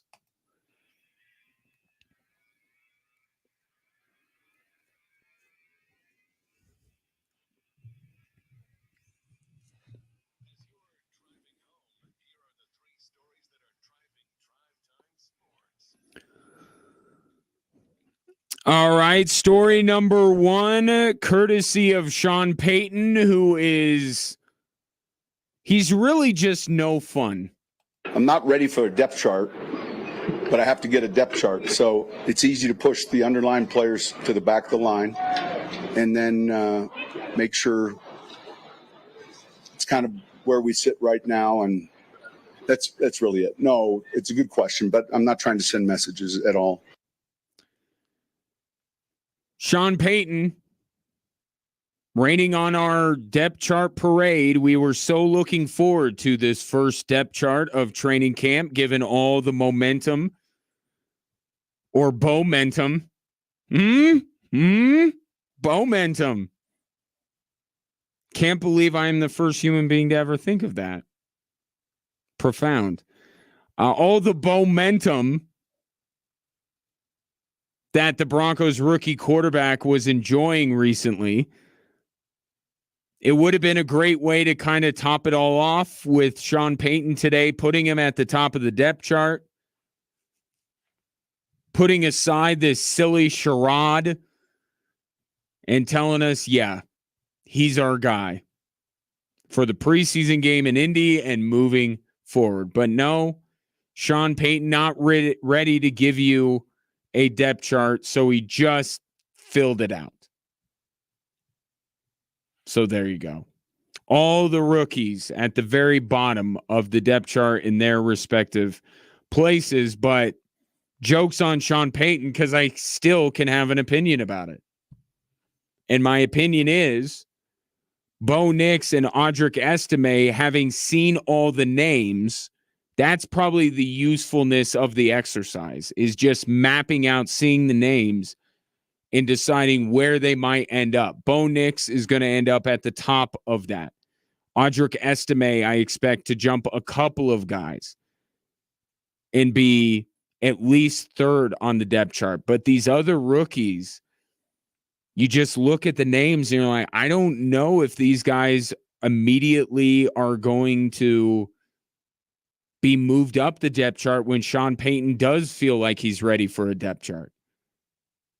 I think Troy Franklin's a piece of the Broncos' future, but right now, Cortland Sutton, Marvin Mims, Tim Patrick are all, Josh Reynolds, they're all in his way. Jonah Ellis has all of these pass rushers that we've been talking about for a couple years now, the Baron Brownings and the Nick Bonitos. There's not as much upward mobility for these other rookies like there are Bo Nix and Audric Estime. And even Estime still has McLaughlin and Williams ahead of him. So we'll see when a real depth chart comes out. But I actually don't expect these rookies to be that much higher, save for Estime and Bo Nix. Because I think there are other guys that are more proven and guys that I think Sean Payton is a little bit more comfortable with throwing out there, at least to start the season. We know there's going to be more roster turnover after the season is over, especially at the wide receiver position. So next year's maybe initial training camp depth chart might feature more young players near the top, but not today. All at the bottom. Story number 2, also out of the NFL, the Brandon Ayuk sweepstakes is officially on. The San Francisco 49ers said, fine. We'll go out and we'll find trades for you, and then we'll let you know what we come back with. And what they came back with initially was framework of a deal in place with both the Cleveland Browns and the New England Patriots. And presumably they sent Brandon Ayuk to go talk to those teams because the whole deal falls through if Ayuk is not willing to sign long term. Now, the news is significant for Cleveland and New England, but it's also significant in another way for Pittsburgh because they were long rumored to be in the mix. Reportedly, they bowed out because the Niners were asking for too much. But now this afternoon, apparently the Steelers are back in. So we'll see. If I'm Brandon Ayuk and I'm looking at these 3 situations, I'd probably say Pittsburgh. But if Pittsburgh's just on the fringes of it and they don't have a framework for a deal in place and I'm choosing between Cleveland and New England, I don't know. Is it so bad to bet on yourself for 1 year? Cleveland's better right now than New England. I don't know how New England wins that over Cleveland. We saw Cleveland with Joe Flacco do things. So I think Cleveland could be a decent spot for Brandon Ayuk. But I think the 49ers calculation here is the right one. I don't know how anybody can feel like Brandon Ayuk has the hammer here. The 49ers do. Jack up the asking price. If somebody meets it, great. Well, Ayuk still got to sign long-term there. I got to believe that the 49ers feel like there's a decent chance Brandon Ayuk remains a 49er for this year. I think that's what they want. But Brandon Ayuk wants to be paid. So we'll see if the Steelers become a real contender or kind of a also ran. And if this thing really comes down to Cleveland or New England, I love that New England's in it, by the way. I feel like Denver should be in it for the same reason New England is. You're going to need a Brandon Ayuk at some point. Neither team has him. If it's Cleveland or New England, I'm taking Cleveland. If it's Cleveland, New England, and Pittsburgh, I'm probably going Pittsburgh. If it's Cleveland, New England, or San Francisco, or even with Pittsburgh. You want to play with Brock Purdy for 1 more year and at least see how the whole Fields-Wilson thing goes? I think that's what the 49ers are betting. You know, that grass, not quite as green. And we'll see if it works. And Brandon Ayuk plays out his final year with the San Francisco 49ers. But New England, Cleveland, and now Pittsburgh back in the mix for the 49ers wide receiver. Story number 3 today is Team USA. All sorts of Team USA. Yes, there have been medals won today, but I want to focus on the teams. 3 teams within Team USA advancing in their respective tournaments. Earlier today, you had the USA women's volleyball team led by Colorado Springs' own Haley Washington, sweeping Poland to get to the semifinals. Then you had Sophia Smith, another Colorado native, scoring what proved to be the match winner in the 5th minute of extra time to send the U.S. women's soccer team to the gold medal match Saturday against Brazil. And then you had Team USA men's basketball boat racing Brazil in a game where everyone, save for about Jason Tatum, played extremely well. Jason Tatum just 1 of 5 from the field. Everyone else missed no shots, 1 shot, or 2 shots. 122-87. Light work of Brazil, no surprise. And they will meet Serbia in the semifinals after Nikola Jokic led Serbia from down 24 points in the second quarter to beat Australia in overtime. Nikola Jokic, in the last 5 minutes of that overtime period, knocked the ball away for a steal, blocked Josh Giddey, knocked the ball off the rim, and hit 2 shots, including a Sambor shuffle. He carried that team in overtime, and he continues to have a great Olympics. He hasn't missed a beat. Can't say as much for his teammate, Jamal Murray, who bowed out today to France. And that's kind of a disaster for Canada, if I'm being honest. And Jamal Murray, just nothing. Had nothing.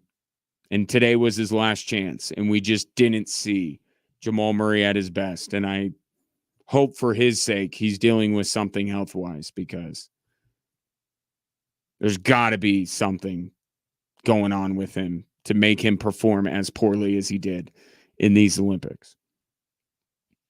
So good day for Team USA, and around lunchtime started picking up some medals. And now, as you just heard from Westwood One before the top of the hour, they are now leading both the overall medal count and the gold medal count over China. Good day for Team USA. 719-247-1313. Take your thoughts on the 3 stories that are driving the show. Although off the Team USA thing, I went into Jokic and Murray. But take your thoughts on it nonetheless. Coming up next, I don't think I'm being over the top when I say that baseball lost an icon today. And why that person, I wished for years and still do, that the baseball team located in this state would take a page out of his book. That's next here on Extra Sports 1300.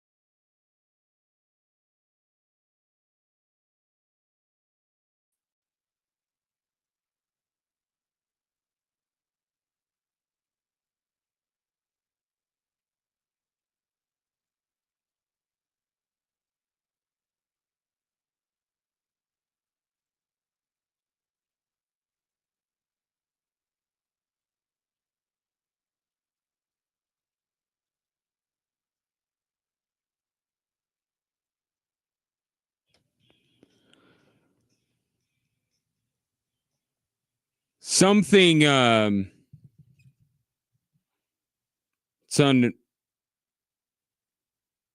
unfortunate whenever the sports world loses somebody that is in many ways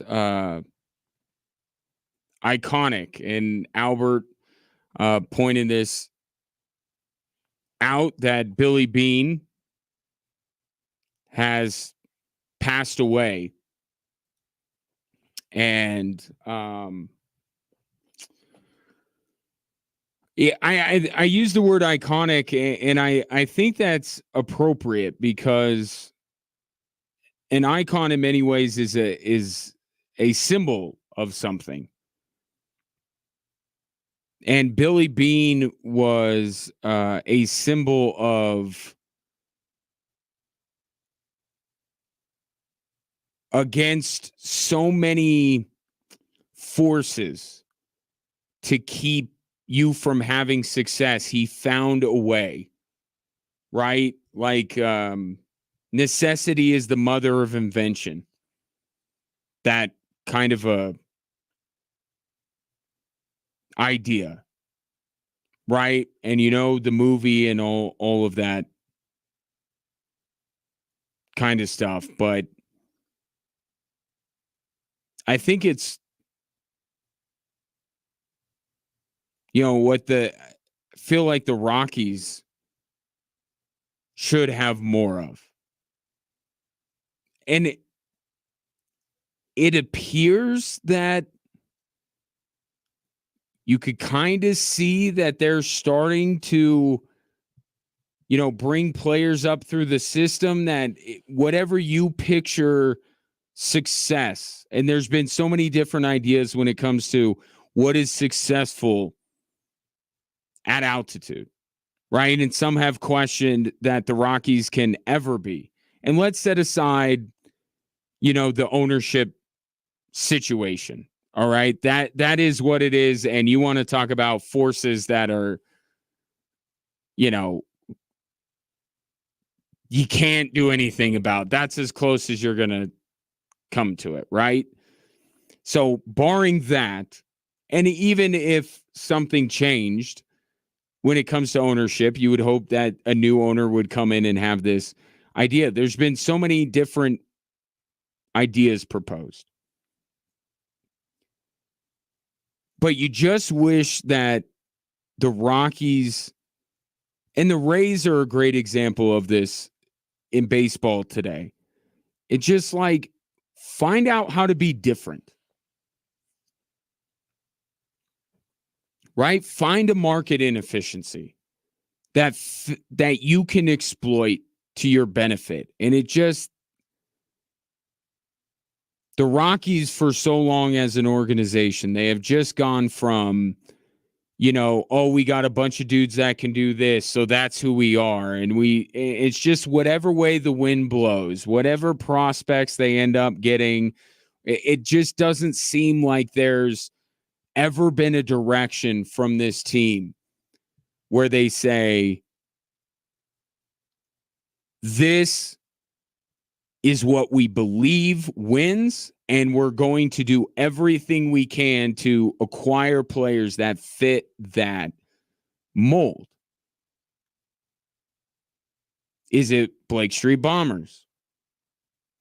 Is it piggybacking starters? Is it loading up on the bullpen? Is it, you know, now, and John Smoltz has talked about this a lot, you know, with Coors Field's expansive outfield and the fact that it's so difficult for a team that plays in Colorado to go on the road and be able to hit.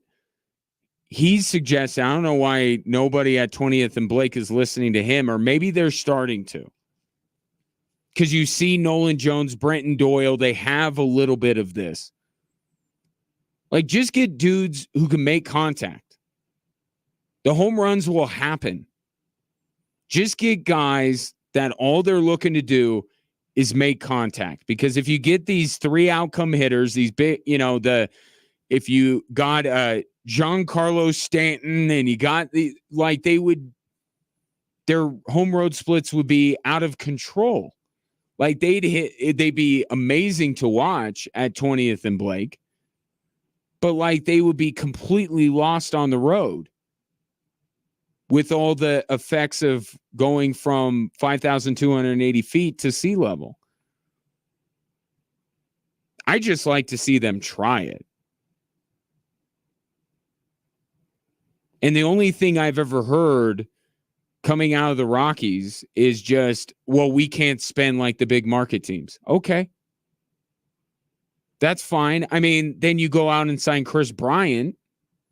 So I don't know if I totally believe that, but that's fine. That's not what anybody's asking for. Right? You splash the cash for Mike Hampton and Denny Nagel and Nolan Arenado and Chris Bryant. Like we've seen it. I actually don't want you to spend that much money. Bad things happen when the Rockies spend money. Don't do that. But prioritize something and say, this is what we need.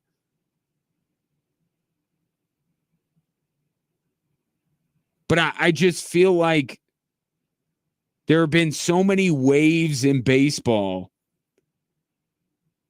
you know, defense and even contact now, and speed is being prioritized more because of how much closer the bases are together.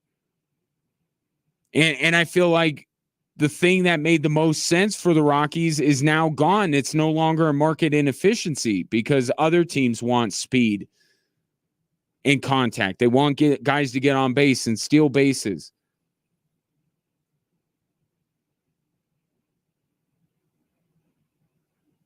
The biggest thing that you've wanted from the Rockies, if you're a Rockies fan, is just what's the plan here? What's the direction? Not even how long it's going to take. Just help us understand the moves that you're making. You signed Chris Bryant, who, like, because no one else was bidding on him or something.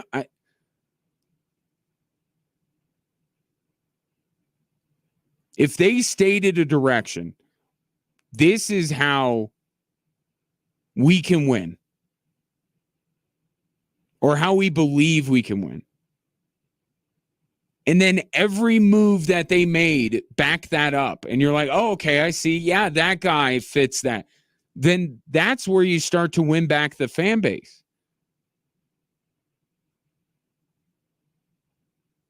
And like I said, there seem to be some guys on this team that fit that profile.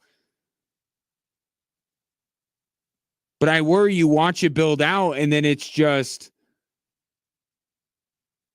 you know, it's like the Rockies were a few years ago before they traded Nolan Arenado, where it's like we were just drafting so high for so long, we ended up with, and we had a stroke of good fortune, and we ended up with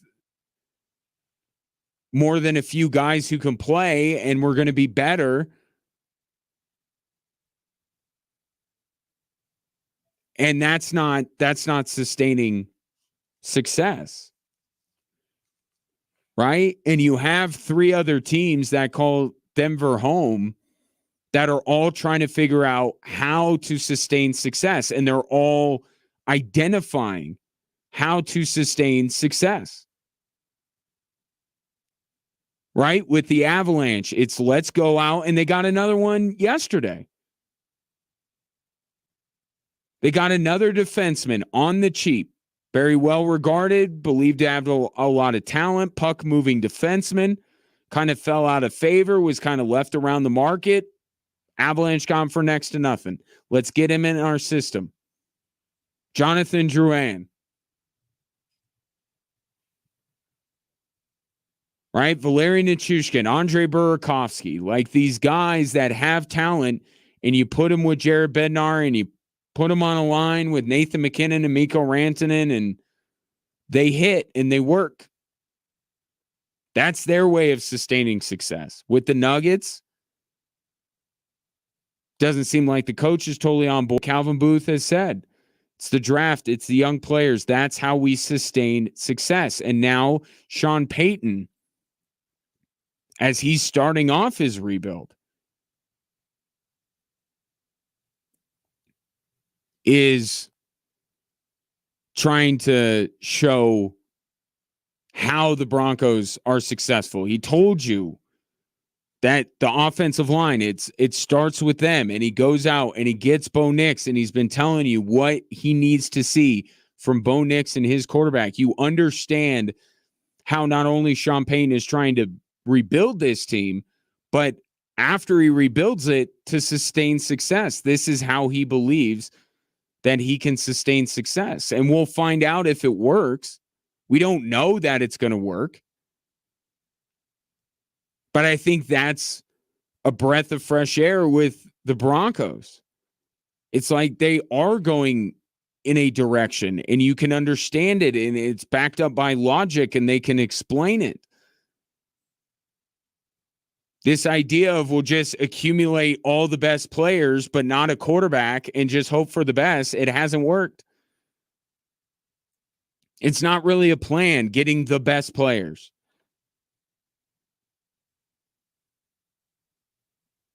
Are you getting players that fit what you're trying to do?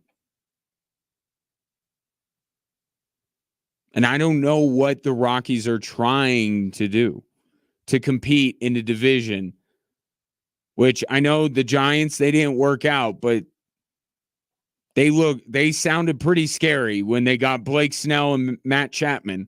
Didn't work out for them, but you know that they'll be able to do that year in and year out. You have Arizona, who goes to the World Series last year. You have the Dodgers, who are omnipresent, and you have the Padres, who kind of went that route of, we're just going to get all the best players. And then they're like, well, this didn't quite work, so we're going to be a little bit more intentional. And now look where the Padres are.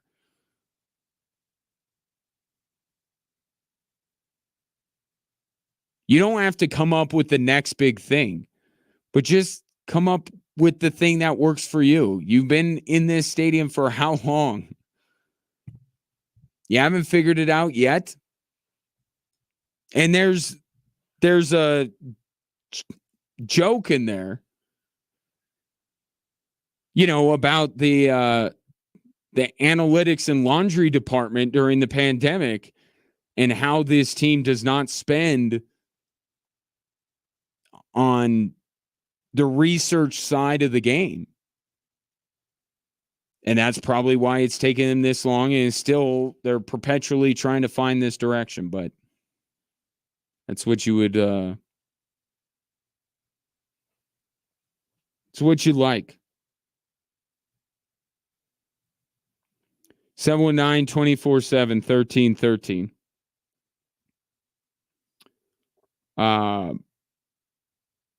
Want to get in a word, if I could, for QC Kinetics. Still some time in summer left. And if you've been dealing with arthritic joint pain, I know you haven't done much this summer, but still some time left. Still a chance. And then you have many more summers left after this that you could take full advantage of by taking care of that joint pain, whether it's in your knees, hips, back, or shoulder. You may have been thinking, well, steroid surgery, pain pills, that's all I got. That's all I can do. Not true. QC Kinetics and their exciting new cellular therapies that can get you lasting relief. These are cutting-edge treatments that accelerate your own body's healing properties, revitalizing your joints so you can move again. If you're living with chronic pain from arthritis or injury, you need to know that steroids and surgery and pain pills no longer your only options. The local medical professionals at QC Kinetics are ready to help you get your life back with regenerative, restorative cellular treatments for your achy joints. This is truly the future of medicine. Call for a free consultation now, 719-347-1988. That's 719-347-1988. QC Kinetics, 719-347-1988.